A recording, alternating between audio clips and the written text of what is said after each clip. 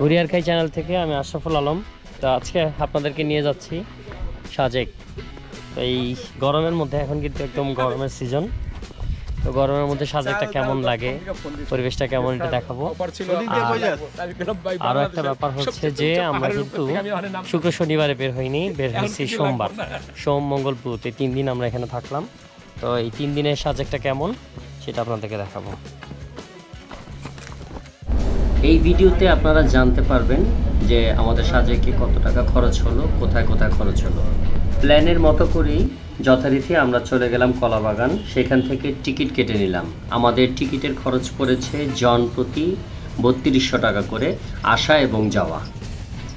রাত 11টায় রওনা হয়ে আমরা খাগড়াছড়িতে পৌঁছেছি একেবারেই মোটামুটি সকাল সকাল, তখন 5:30 6টার মতো বাজে।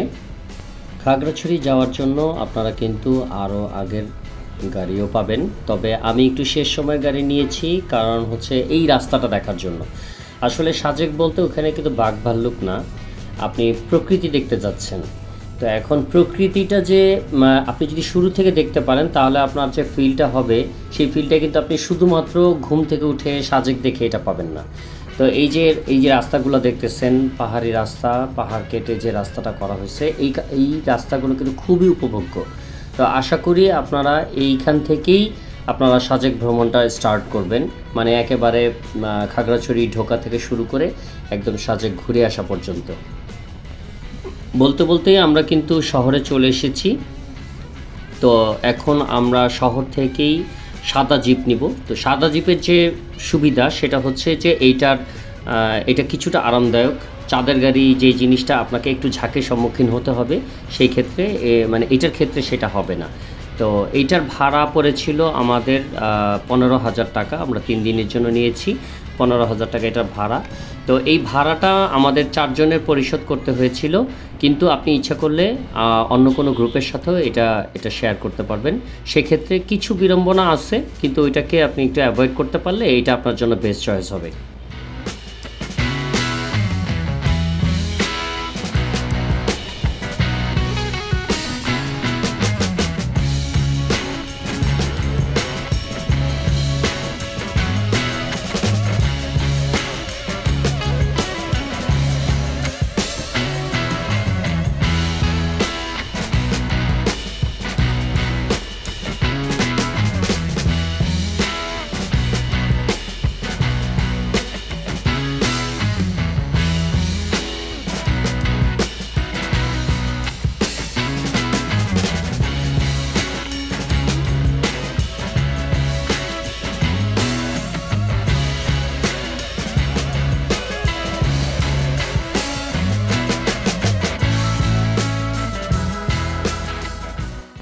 আপনারা দেখছেন আমরা কিন্তু চলে এসেছি রুইলুই পাড়ায়, মানে যেটাকে আমরা সাজেক বলি।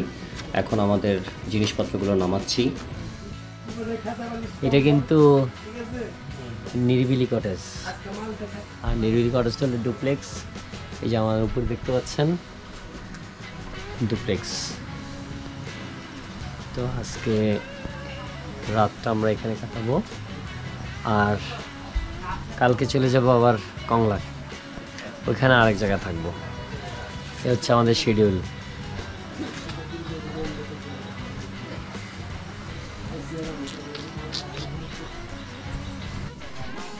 তো চলে আসছি সাজেক।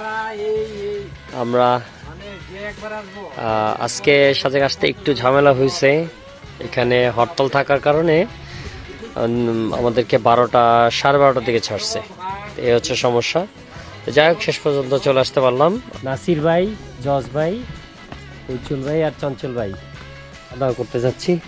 তো আমাদের আজকের খাওয়া দাওয়ার মেনুর জন্য বলা হয়েছে ভাত, ডাল, সবজি, তারপরে যে কোনো একটা শুটকি মাছ ভর্তা আর দেশি মুরগি, এগুলো আর কি। আর আজকে সাজেক একটু ব্যতিক্রম, রাস্তাটা দেখলে বুঝতে পারবেন। আমাদের সাথে মাত্র 5টা গাড়ি আসছে, মানে আমাদের গাড়ি সহ 5টা গাড়ি, আর কিছু বাইকার আসছে, আর এরকম যে ছোট ছোট ছোট ছোট ইয়ে আসছে, এটা কী বলে আপনার, ওই যে থ্রি হুইলার আসছে, এই জন্য আজকে সাজেকটা কিন্তু অনেক সুন্দর লাগবে। এরকম কিন্তু সচরাচর দেখাতে পারি না। দেখেন কি পরিমাণ নিরিবিলি, কোনো মানে হইচই নাই, একদম কোনো হইচই নাই।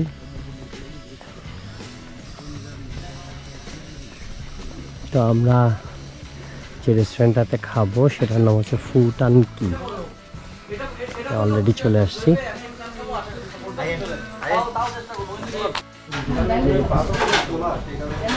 ভাইয়া খাইতে আসছি না? ভাইয়া কিন্তু কাজকর্ম ঠিকই চলতেছে। আমরা খাইতে আসছি। আমাদের জজ ভাই খাইতে বসে গেছি।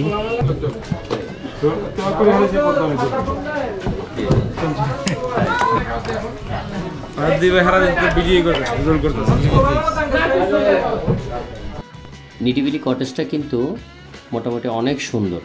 তো এখানে যতগুলো কটেজ আছে তার মধ্যে আপনারা আসলে এখানে থাকতে পারেন, আশা করি ভালো লাগবে। বাঁশের চা বিক্রি করে, চা কফি, এখানে এগুলো সবগুলা ফুড দোকান কিন্তু রেডি করা থাকে, আপনার ওপেন হওয়া থাকে। আজকে নাই, আজকে মানুষজন এমনিতেই কম, একেবারেই কম, যার কারণে আজকে নাই। তো তারপরেও 40% দোকান কিন্তু খোলা, 40% দোকান ওপেন আছে। আমার কাছে যদি পার্সোনালি কেউ জিজ্ঞেস করে যে খাবারের রিভিউ কি, তাহলে আমি বলবো কোনো খাবারই খাওয়া উচিত হবে না, কারণ এগুলো সব তেলে ভাজা আর হচ্ছে ওদের খাবার জানি না কী দিয়ে কী করে, কিন্তু আমি কখনো খেয়ে মানে ভালো ফিল কখনোই করিনি। ঠিক আছে, তো এখানে পুরি আছে, আলুর চপ আছে, মোমো বানায়, তারপরে এই যে বাঁশ দিয়ে একটা মুরগি চিকেন দিয়ে কী করে, ডিম চপ আছে, তারপরে বেগুনি আছে ইত্যাদি। আমরা কিন্তু রক গার্ডেনে আসছি। তো এটা আসলে রক গার্ডেন না, এটাকে স্টোন গার্ডেন বলে। তো এখন বাংলাদেশে তো রক গার্ডেন নাই, তাই বললাম। যাক, এটা হচ্ছে স্টোন গার্ডেন। আর এটা হচ্ছে সাজেক ভ্যালি নামে যে কটেজটা আছে, আর্মিদের কটেজ, ওই কটেজের পাশে। ঢুকতে 20 টাকা লাগে, 20 টাকার মধ্যে আপনারা ভিতরে ঢুকতে পারবেন। ছবি তোলার কিছু জায়গা আছে, যারা ছবি তুলতে পছন্দ করেন তারা ঢুকবেন। এই স্টোন গার্ডেনে ঢুকতে আপনাকে 20 টাকা দিতে হবে, 20 টাকার বিনিময়ে ওরা এখানে ঢুকতে দিবে। আর এই হচ্ছে সাজেক ভ্যালির সিঁড়ি, এদিক দিয়ে স্টোন গার্ডেনে আসার একটা সিঁড়ি আছে। এই সাজেকের মসজিদ, এটা কিন্তু আগের যে হেলিপ্যাডটা, এই হেলিপ্যাডটা কিন্তু এটা, হ্যাঁ, পুরাতন হেলিপ্যাড।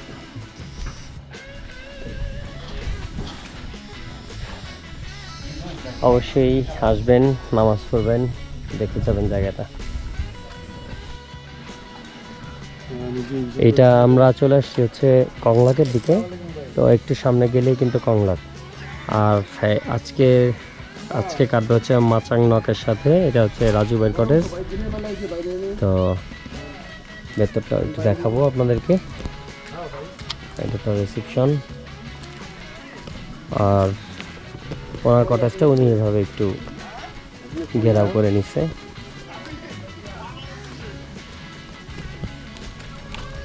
কই নাসির ভাই, আমরা কই?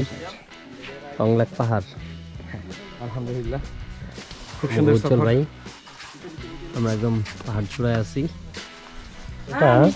এই কাঁঠালটা খেতে চাচ্ছে ভাইয়েরা, এই জন্য আমরা কাঁঠালটা কাটতেছে দিদি। মূলত জজ ভাই খেতে চেয়েছে আগ্রহ সহকারে। না কতই আসবো না, দু একটা বুদ্ধি আমার লইবা, বুঝছো? মানে কাঠগুলো পুরো কয়লা হয়ে গেলে তারপর আমরা বসায় দিব। আমরা খাসিটা দিয়ে দিলাম, হচ্ছে আমাদের বারবিকিউ মুরগির, সবাই মুরগি খাবে। বরাবরের মতো নাসির ওই করতেছে।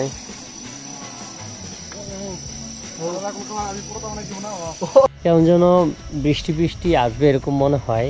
তো বৃষ্টি এলে আমরা আরো এখানে ভিজে ভিজে। আমাদের রুম একটু ফ্রন্ট সাইডটা একটু দেখাই, যে ফ্রন্ট সাইডটা দেখেন। ঠিক আছে, এটা মিজোরাম ভিউ, সূর্য উঠবে দিক দিয়ে। এই হচ্ছে আমাদের রুম। সাজেকে সকাল, গতকালকে কিন্তু ভালোই মেঘ জমছিল এদিকে, কিন্তু আজকে তুলনামূলক মেঘ নাই। আমার মনে হয় যে এটা হতে পারে যে গতকালকে রাতের বেলা বেশ বাতাস ছিল, একটু বৃষ্টির ছিটাও, তো বাতাস থাকার কারণে মেঘটা হয়তো ওইভাবে জমে নেয়।